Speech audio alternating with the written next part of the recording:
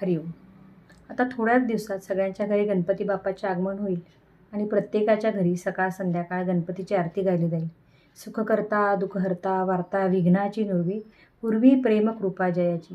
ही आरती रामदास स्वामी ज्यावेळी मोरेगावला मयुरेश्वराच्या दर्शनासाठी गेले होते तेव्हा त्यांच्या मूर्तीचे दर्शन घेताच त्यांना ही रचना सुचली आणि त्यांनी ती लिहिलेली आहे. ते म्हणतात की तू सुखकर्ता आहेस, तू दुःखांचे हरण करणारा आहेस आणि सर्वांना प्रेम पुरवणारा आहेस.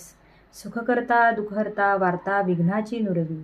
आपण म्हणताना नुरवी पूर्वी म्हणतो, पण ते असं आहे की वार्ता विघ्नाची नुरवी पूर्वी प्रेम कृपा जयाची. दर्शन घेताना त्यांना जे सुचले, त्यांना जसे दर्शन घडले त्याचे वर्णन त्यांनी ही आरतीत करून ठेवलेले आहे. आणि खरंच मयुरेश्वराची मूर्ती ही अतिशय सुंदर सुबक आणि संपूर्ण सिंदूर लेपन केलेली चतुर्भुज मूर्ती आहे. त्यांच्या वरच्या दोन्ही हातांमध्ये पाश आणि अंकुश आहे.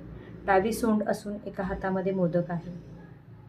आता सध्या स्थितीमध्ये त्यांच्या डोळ्यात आणि बेंबीमध्ये हिरे बसवलेले आहेत. अशी ही सर्व भक्तांची मनोकामना पूर्ण करणारी अतिशय सुंदर अशी आरती आपल्यासाठी रामदास स्वामींनी रचना करून ठेवलेली आहे. गणपती बाप्पा मोरया. हरिओम.